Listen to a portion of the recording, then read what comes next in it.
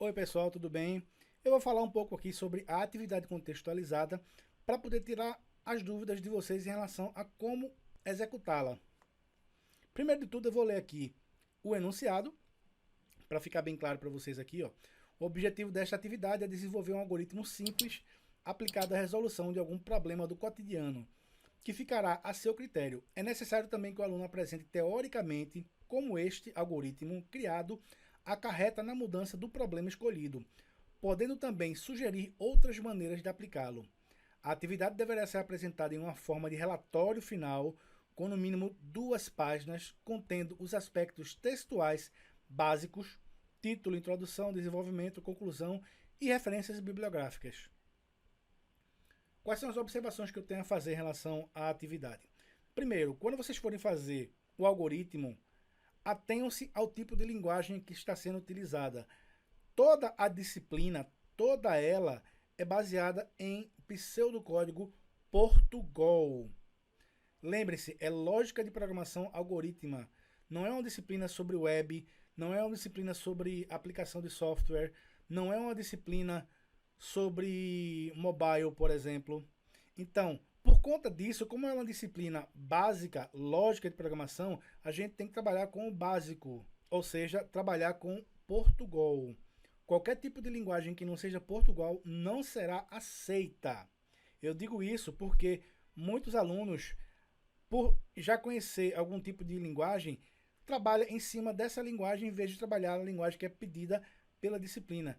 Não tem lógica nisso. Por quê? Como é que um aluno vai saber exatamente qual é a formação desse professor? Se ele for fazer um conteúdo em PHP e o professor tiver formação, por exemplo, em mobile, ele não, você deveria ter feito em Java, porque eu não tenho formação em web, eu tenho formação em mobile. Ah, eu vou fazer em Delphi, porque eu trabalho com criação de software para desktop. Sim, mas o professor tem formação em web, então ele vai querer aceitar em PHP, mas não vai querer aceitar em Delphi. Então, para evitar esse tipo de diferenciação, todos têm que fazer utilizando Portugal. Um algoritmo estruturado somente com o passo a passo não é o suficiente, vocês têm que fazer o código mesmo. Uma outra observação: o código, de preferência, copiem e colhem ele dentro desse arquivo de texto. Por quê? Porque fica mais fácil na hora da correção. É só copiar o código, jogar dentro de um programa tipo um Portugal Studio ou então um Visualg, copia, cola e corrige na hora. Vê se o código está funcionando, se está tudo ok. Fica muito mais fácil na hora de corrigir e adianta a correção. Muitas vezes a correção demora a ser entregue por conta disso, porque o professor tem que redigitar todo o código, porque ele foi printado. O código precisa ser validado. Para isso, ele precisa ser executado para ver se está funcionando. Algumas perguntas. Professor, mas que tipo de problema eu posso encontrar? Um problema cotidiano. Eu vou citar 2 exemplos aqui para vocês. Por exemplo, uma lista de compras contendo a descrição de cada item, o valor individual de cada item. Vocês podem colocar, por exemplo, um desconto aplicado à quantidade de itens. Por exemplo, comprou mais de 10 itens, então tem um desconto de 15%. E no final, o valor total da compra.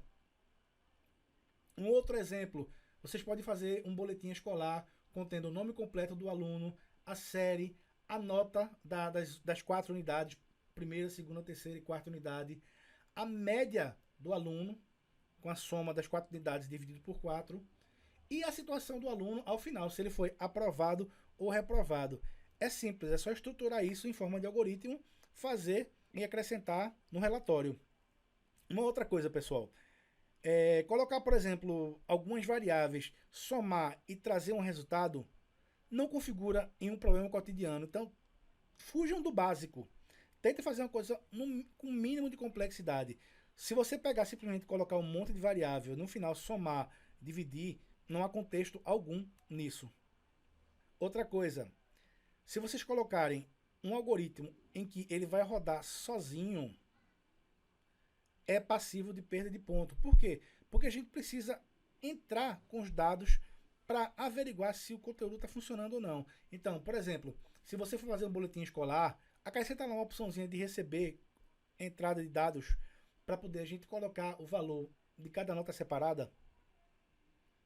Ficou claro isso daí para vocês? Bom, é isso. Qualquer tipo de dúvida que vocês tiverem, basta retornar pelo Fale com o Tutor. Eu vou estar ajudando vocês, respondendo sempre que possível.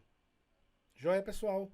É isso. Obrigado. Esse aqui é o meu canal. Se vocês quiserem aproveitar e se inscrever nele, tem muito conteúdo voltado para a área de informática também.